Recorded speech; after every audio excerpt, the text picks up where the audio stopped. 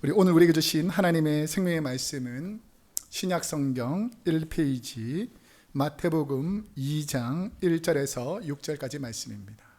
헤롯 왕 때에 예수께서 유대 베들레헴에서 나심에 동방으로부터 박사들이 예루살렘에 이르러 말하되 유대인의 왕으로 나시니가 어디 계시냐? 우리가 동방에서 그의 별을 보고 그에게 경배하러 왔노라 하니 헤롯 왕과 온 예루살렘이 듣고 소동한지라. 왕이 모든 제사장과 백성의 서기관들을 모아 그리스도가 어디서 나겠느냐 물으니 이르되 유대 베들레헴 이오니 이는 선지자로 이렇게 기록된 바 또 유대 땅 베들레헴아 너는 유대 고을 중에서 가장 작지 아니하도다. 내게서 한 다스리는 자가 나와서 내 백성 이스라엘의 목자가 되리라 하였음이니이다. 아멘.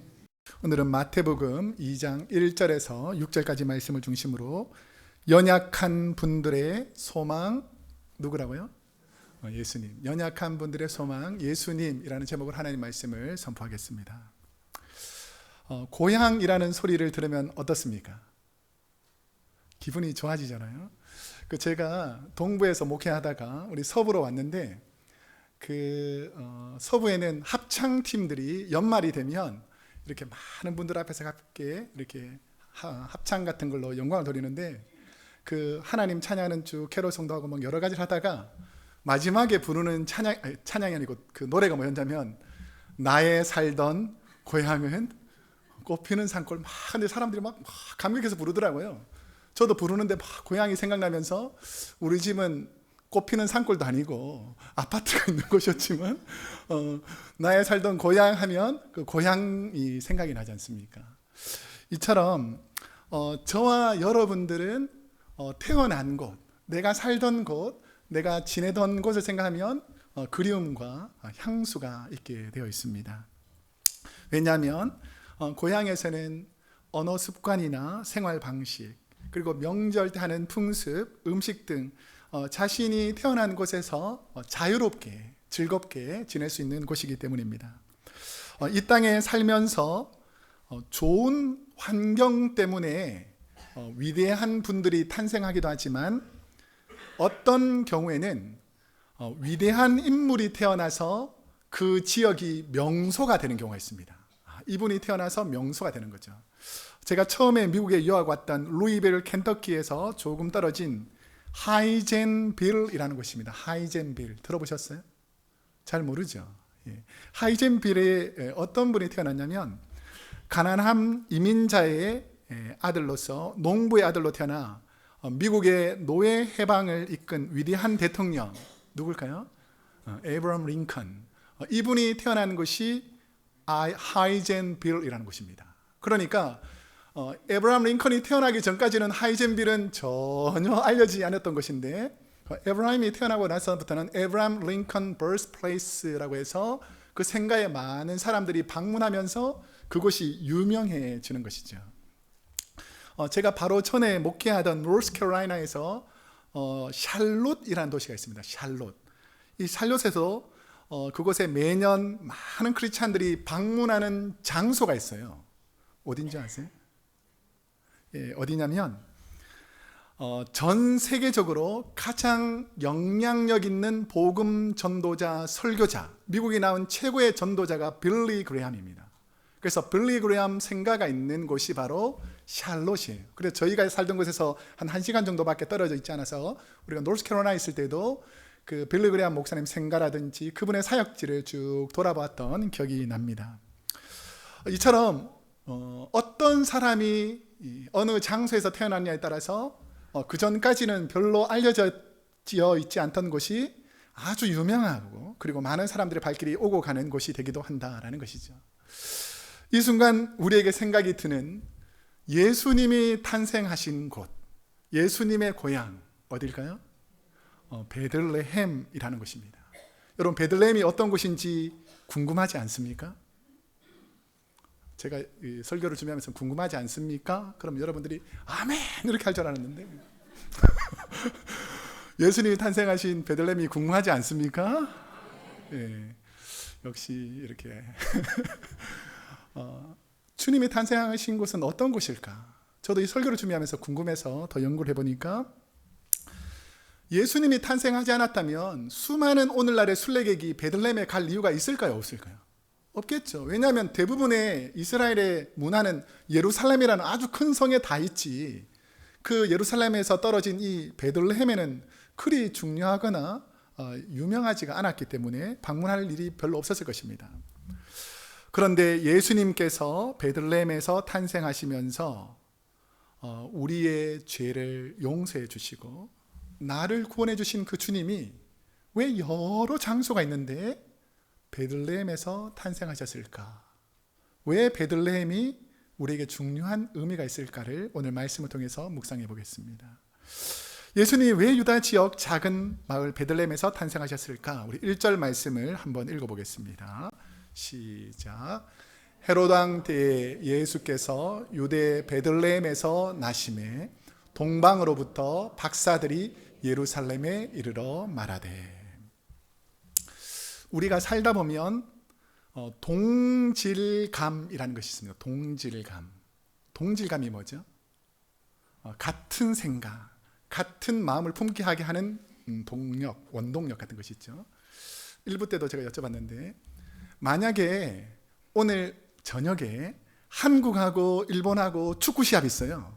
어느 편을 응원할 것 같습니까? 왜 한국을 응원하죠? 일본도 응원해야 되는데, 우리는 동질감이 있죠. 괜히 모르고 또 일장기 들고 이렇게 어려움을 당할 수 있잖아요. 그러니까 같은 민족들, 같은 소속감이 있는 것을 동질감이 가진 사람들은 한 마음으로 같이 움직일 때가 많이 있습니다. 같은 처지와 형편에 있는 분들에게 생기는 마음인데, 같은 시대에 같은 상황의 어려움을 공유했던 분들일수록 감정의 동질감이 훨씬 더 강하다라는 것이죠. 자, 우리 오늘날 이 젊은 세대에게 보릿고개 동질감이 느껴집니까? 보릿고개를 겪은 적이 없는데 보릿고개가 동질감이 느껴지지 않죠. 그런데 제가 그 신방을 해보면 80이나 90 정도 넘으신 아주 힘든 시기를 겪었던 분들은 보릿고개 하면 동질감이 생길까요? 안 생길까요? 생기는 거죠. 그러니까 이게 시대와 문화에 따라서 같은 마음이 품어질 때가 있고 또 그렇지 않을 때가 있다라는 것이죠. 이전에 교회 성도님들과 함께 한국 영화 중에서 한국 전쟁의 아픔과 당시 생활을 비춰준 우리 국제시장이라는 영화가 있었어요. 그 한국에서 이 1000만 넘은 영화 중에서 자녀들이 보고 부모님에게 추천한 영화. 부모님들은 웬만하면 영화 안 보지 않습니까? 드라마 보지. 그런데 부모님과 함께 가서 영화관에 가서 함께 본 영화 중에 하나가 뭐냐면 이 국제시장입니다. 왜냐하면 그 어렵고 힘든 시기들이 잘 조명되어 있기 때문이죠. 근데 최근에 또 1000만을 넘긴 영화 중에서 극한 직업이라는 영화가 있습니다. 1부 때랑 반응이 비슷한데 우리 교회는 성경 읽고 기도하느라고 영화 볼 시간이 전혀 없죠. 예. 좀 보세요. 우리 극한 직업이라는 이 영화를 보면 한국 현재 시대의 그 여러 가지 어려움과 환경 속에서도 이게 영화가 히트를 칠 수 있었던 것은 뭐냐면 폭소와 즐거움과 재미를 가미했기 때문이죠. 그래서 오늘날 이렇게 침울한 세대 가운데 즐거움을 주는 곳으로 가서 공감한다라는 의미가 포함되어 있습니다. 이처럼 동질감은 나누었던 마음을 하나로 묶어주는 연결고리가 됩니다. 예수님께서 왜 이름도 없던 베들레헴에 탄생하셨을까? 예수님이 탄생하실 때 하나님이 그냥 아무 곳이나 예수님의 탄생 장소를 만들지 않았겠죠. 하나님의 마음을 다시 한번 깊이 생각해 보면 왜 하나님께서 그 많은 도시, 가장 큰 도시인 예루살렘도 있고 뭐 갈릴리도 있고 아니면 뭐 이스라엘뿐 아니라 세계적으로 그때 이름이 있던 로마의 수도도 있고 그런 멋있고 좋은 장소가 많이 있음에도 불구하고 이름도 없고 알려지지도 않고 큰 도시 옆에 있어서 늘 비교당하고 소외되고 특별히 예루살렘에는 어떤 사람이 살 수 있습니까? 돈 많고 힘 있고 권력 있는 그 당시에 또 로마에 아부하던 제사장이라든지 종교 지도자 이런 사람들은 성 안에 살지만 성 밖에 쫓겨나서 살아야 되는 이런 분들은 뭐 내 안에 질병이 생겼다든지 그러면 성 밖으로 쫓겨나야 되는 거예요.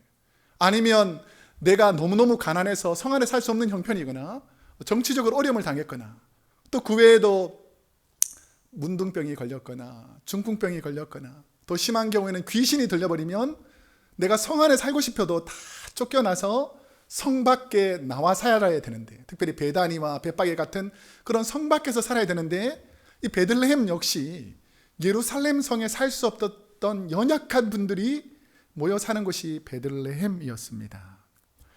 자, 그러면 베들레헴은 당시 이스라엘 수도인 예루살렘 남쪽 8km 지점의 작은 마을이었는데, 지금도 이스라엘과 끊임없이 전쟁이 있어서 오늘날도 이스라엘에 가보면 예루살렘은 그 지역을 누가 통치하냐면 이스라엘이 통치해요. 근데 이 베들레헴에 있는 이 통치 지역은 뭐냐면 팔레스타인이 통치합니다. 그러니까 이 이스라엘이 통치하는 지역 예루살렘은 아주 화려한 문화가 많지만, 이 베들레헴은 오늘날 가도 참 보잘것없고 연약한 분들이 많이 모여 있는 곳입니다. 옛날이나 지금이나 주변 도시보다 훨씬 낙후하고 보잘것없는데 왜 예수님께서 그곳에 탄생하셨을까요? 그 최근에 월마트에 가보면 lay away is back 이라는 단어가 있습니다. lay away is back. 이게 lay away, 이게 무슨 뜻이냐면 예약 할부 판매라는 뜻인데요. 물건을 크리스마스나 연말에 선물하기는 원하지만 지금 내가 그 물질이 충분하지 않고 월급도 받지 못해서 우리 자녀에게는 선물하거나 누군가에 선물해야 되는데 지금 당장에 돈이 없으니까 한 10%만 그 미리 딱 걸어놓고, 왜냐하면 다른 분들이 미리 사가 버리면 이 월마트에서 많은 분들이 오고 가잖아요, 영세민들 중에서. 그러니까 사가면 못 사니까 미리 한 10%만 걸어놓고 나머지는 자기가 월급 받아서 돈이 생길 때에 90%를 다 페이하면 그 물건을 가져갈 수 있는, 미리 예약해 놓는 제도입니다. 자, 그런데 지난 12월 10일 날 어떤 일이 일어났냐면, 플로리다에 있는 댈러스 폴리스 그 오피서들이 월마트에 그 조용히 찾아가는 거예요. 그러면서 레이 어웨이라는 그 돈이 많이 쌓여 있을 거 아닙니까? 그런데 이제 경찰들이 돈을 다 모아가지고 이 90% 내지 못한 그 90%를 이 경찰들이 다 페이오프 해주는 거예요.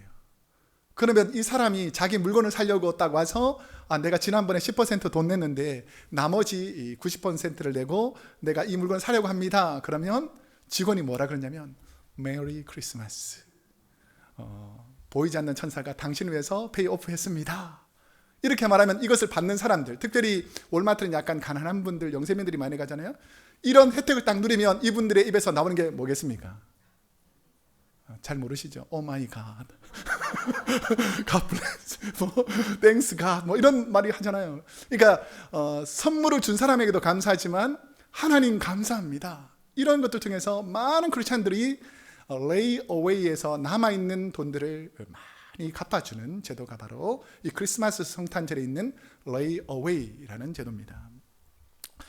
오늘 저희가 드리는 성탄절 헌금 또한 1년 동안 저희 교회에 부어주신 하나님의 은혜에 감사해서 우리 주위의 연약한 분들, 성도님들, 지역교회 목회자들, 선교지역에서 도움이 필요한 분들, 이런 분들을 당회와 협력하여 돕도록 매년 결정하고 우리 교회는 돕고 있습니다.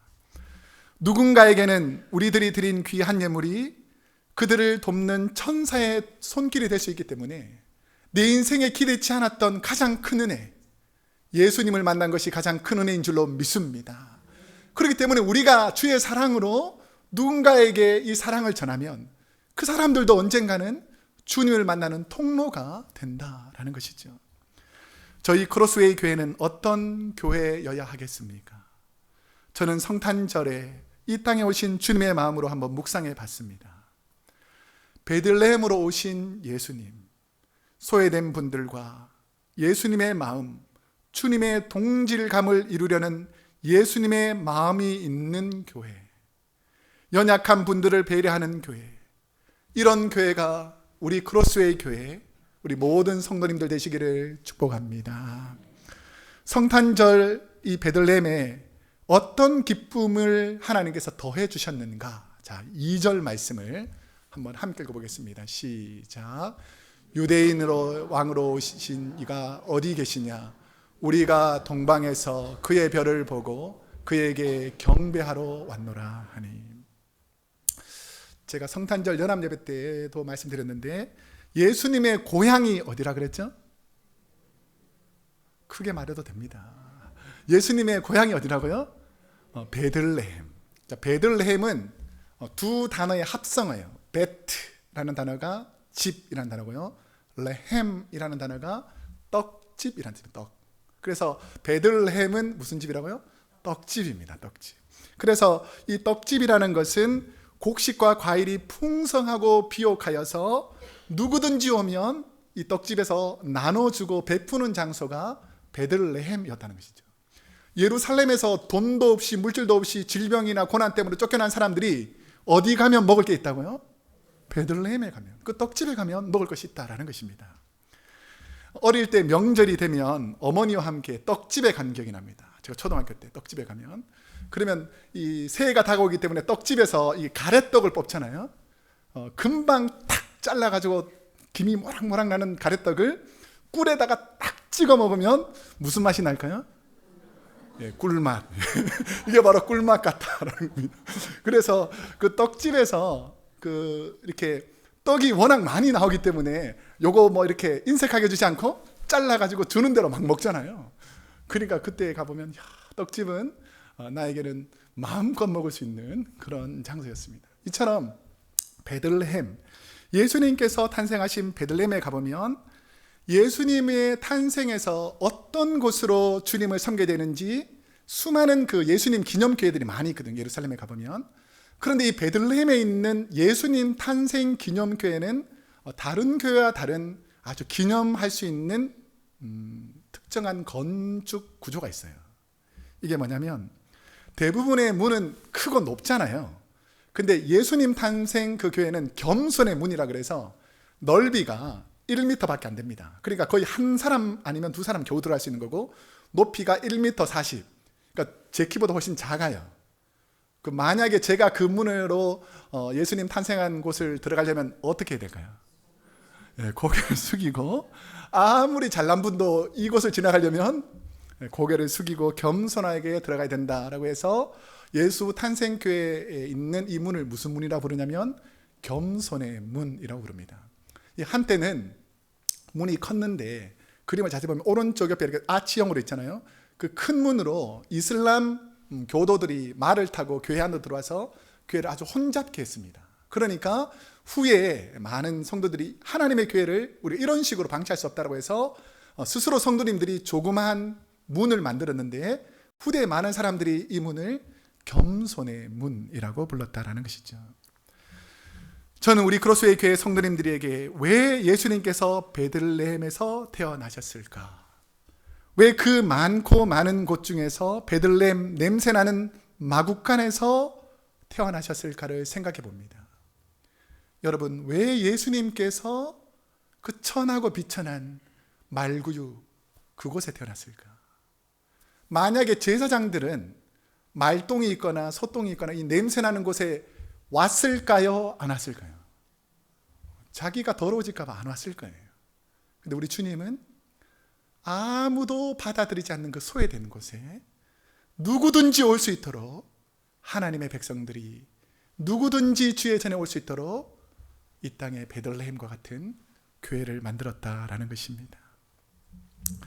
누가복음 5장 32절에 보면 예수님이 이 땅에 오신 이유를 설명합니다. 한번 읽어보겠습니다. 시작.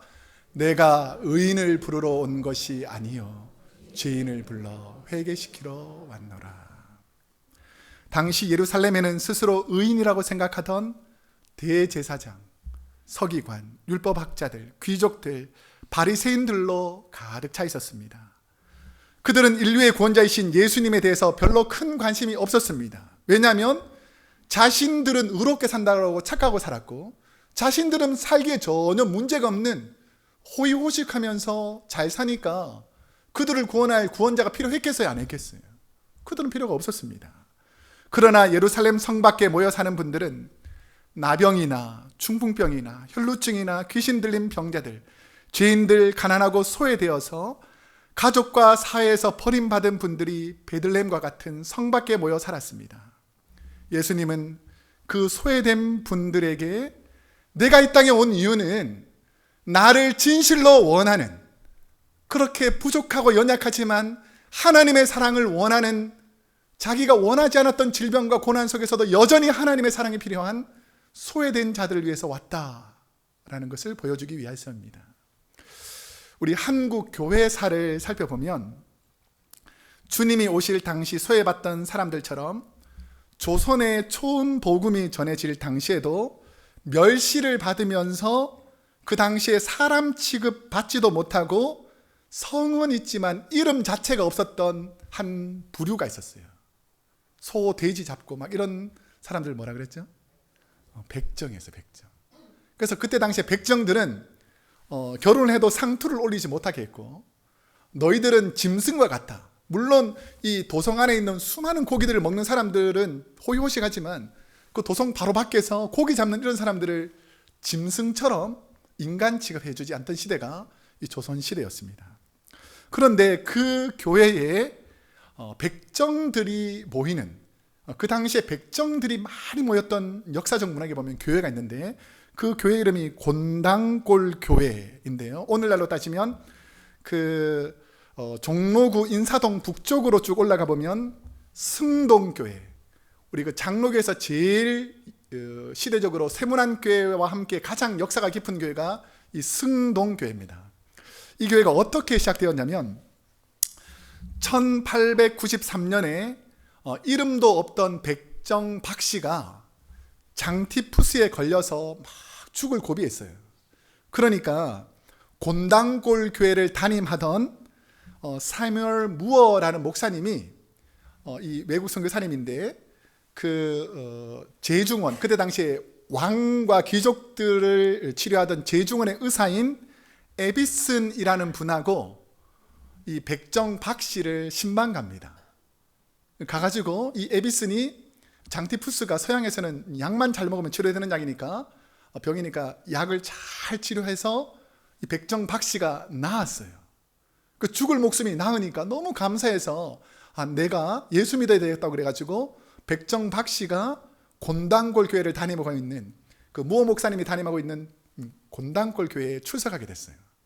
그러니까 이분이 예수 믿고 구원받아서 세례받고자 그러니까 이 세뮤얼 무어 목사님이 이 백정 박씨에게 이름을 지어줍니다. 처음으로, 백정인데 이름이 없었는데 처음으로 성춘이라는 이름이 지어집니다. 그래서 이 박성춘이라는 이름을 받고 이제 교회에서 신앙생활을 하는 거예요.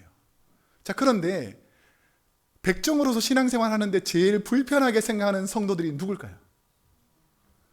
평민들도 약간 불편해하지만 양반들 볼 때는 어디 백정이 우리랑 같이 예배를 드리냐. 그래서 세뮤얼 무어 목사님을 찾아와가지고 이 백정은 우리 교회에서 좀 내보내달라고 부탁했어요.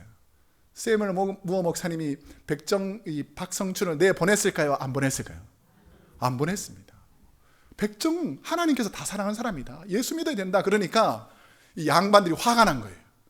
그래가지고 양반들이 싹 다 교회를 나갔어요. 그러면서 자기 종 20명을 끌고 나갔습니다. 그런데 놀라운 사실은 뭐냐면 양반들하고 몇 명이 한 20명이 끌려 나갔지만 오히려 교회가 부흥하기 시작했어요. 누가 오기 시작할까요? 백정들이 다 오기 시작해요. 가난한 사람들 다 오는 거예요. 소외받던 사람들이 다 몰려들이세요. 다른 곳에서는 우리를 인정 안 해주는데 여기 곤당골 교회에 가면 백정이든 천민이든 누구든지 다 인정해 준다 그러니까 교인들이 오히려 57명으로 더 늘어났어요. 근데 놀라운 사실은 뭐냐면 몇 개월 지나지 않아서 양반들이 끌고 나가서 세운 교회가 불이 나버렸어요. 그래가지고 이분들이 깊이 회개하면서 우리 하나님 앞에 잘못했습니다 하고 다시 곤당골 교회로 들어와도 되냐고 세뮤얼 무어 목사님한테 부탁했어요. 목사님 받아줬을까요? 안 받아줬을까요? 여러분 마음처럼 생각하면 됩니다. 받아줬어요. 그러니까 그 교회 안에서는 누구나 행복하게 신앙생활할 수 있는 교회로 바뀌게 되었습니다. 저는 설교를 준비하면서 우리 교회가 어떤 교회가 되어야 될지를 생각해 봤어요. 특별히 백정들이 이 인간 취급받지 못하고 살아가면서 이 상투도 못 썼는데 제중원에 있던 그 친구, 세뮤얼 무어 목사님의 친구를 통해 가지고 그 외국인 이 선교사님이 계속해서 고종 황제에게 탄원을 합니다. 이 백정들도 이 나라 백성이니까 그 백정들의 그 천한 신분을 좀 올려줘서 그들도 양민으로 되게끔 해달라고 계속해서 청원해요. 그러니까 고종이 다른 건 다 잘못했는데 자기가 이제 여러 질병에서 외국 선교사님 통해서 낫게 되니까 그래 백정들 신분을 철폐해 주겠다라고 온 곳에 공포를 합니다. 그래가지고 드디어 백정들도 상투를 쓸 수 있게 됐고 갓을 쓸 수가 있었어요. 그래서 이 한국 교회사에 보면 이 곤단골 교회 출신들 중에서 백정분들이 너무 그 신분 타파된 것이 감사해가지고 잠잘 때에도 갓을 쓰고 잤다. 이런 교회사 이야기가 나옵니다. 얼마나 기뻤으면 얼마나 불편해요, 갓 쓰고 자는 게. 근데 그게 너무 기뻐서 갓을 쓰고 잘 정도였다는 거죠. 여러분, 구원받은 것이 이처럼 즐겁기를 축복합니다. 저는 설교를 준비하면서 만약 예수님이 이 성탄절에 다시 이 땅의 교회들을 방문한다면 예수님은 어느 교회, 누구에게로 오실까를 다시 한번 생각해 보게 되었습니다. 예수님의 마음이 평안한 곳은 어디일까? 그곳은 연약한 분들이 모여 서로 위로하고 격려하는 곳, 작은 떡 하나를 두고서도 서로 사랑하며 나누어 주고 먹는 곳, 밝고 행복한 웃음과 사랑이 끊이지 않는 곳, 겸손한 분들이 서로 헌신하며 섬기는 곳. 저는 부족한 우리 크로스웨이 교회가, 저와 여러분의 가정이 베들레헴이 되시기를 축복합니다. 그럼 비록 초라했던 베들레헴이 예수님이 탄생하신 후에 어떤 은혜를 경험하게 되는가? 자, 5절과 6절 말씀을 한번 함께 읽어보겠습니다. 시작. 이르되 유대 베들레헴이오니 이는 선지자로 이렇게 기록된 바, 또 유대 땅 베들레헴아 너는 유대 고을 중에서 가장 작지 아니하도다. 내게서 한 다스리는 자가 나와서 내 백성 이스라엘의 목자가 되리라 하였음이니이다. 예루살렘이 목자가 되는 것이 아니라 낮고 천한 전혀 부족했던 이 사람들이 예수님을 통해서 온 세계에 영향력 미치는 하나님의 도구로 쓰임받더라는 것입니다. 성탄절은 가난하고 굶주린 분들에게 위로가 되고 힘이 되는 날이 되어야 합니다. 예수님이 탄생하기 전에 베들레헴은 유대 마을 중에서 이름도 없고 유명세도 없던 작은 마을에 불과했습니다. 하지만 예수님이 탄생하시고 나니 그곳은 세계적인 명소가 되었고 모든 크리스찬들이 주님의 오심을 생각할 때마다 기억하는 도시가 되었습니다. 성탄절은 이 땅의 약자를 돕는 날이 되어야 합니다. 예수님은 왜 베들레헴 말구에서 태어나셔서 약한 자들을 위로하시고 공생의 기간 동안 약한 자들의 친구가 되어서 소외된 병자들의 치료자가 되시며 그때 당시 인간 취급하지 않던 세리와 창녀들, 귀신 들린 자들의 굴레를 풀어주셨겠습니까? 저와 여러분 또한 예수님처럼 살아갈 수 있는 은혜가 있기를 축복합니다. 우리 교회는 예수님처럼 살아야 주님께서 은혜와 복을 더해 주실 줄로 믿습니다. 저와 여러분도 어쩌면 이 세상에서 예수님을 영접하지 못했다면 당시 베들레헴에 이름 없던 사람들이 모여서 날마다 힘들어하고 고통받던 쓸모없는 사람처럼 보이는 사람이었을지도 모릅니다. 그러나 예수님을 믿고 하나님의 자녀가 되는 순간 예수님이 보잘것없는 나를 통해서 수많은 은혜를 통해서 우리가 다시 한번 회복될 수 있도록 하나님께서 살려주시고 회복시켜 주신 날이 성탄절인 줄로 믿습니다. 이제 말씀을 맺겠습니다. 고향은 마음속에 그리는 가장 아름다운 곳이요, 고향은 모든 사람들이 그리워하는 곳이기도 합니다. 이 땅에서 짧은 33년의 삶을 사신 예수님은 늘 이 땅에서 우리가 가야 할 고향, 주님 안에 맺어진 형제 자매들이 다시 만날 고향인 천국에 대해서 말씀하셨습니다. 성탄절을 기다리는 대림절에 베들레헴 작은 마을에 소외되고 연약한 분들에게 오신 주님의 사랑의 마음이 오늘 저와 여러분에게 임하여서 우리 주위에 주님의 사랑이 필요한 분들에게 작은 예수가 되어서 사랑을 전하는 저와 여러분이 되시기를 축복합니다. 기도하겠습니다.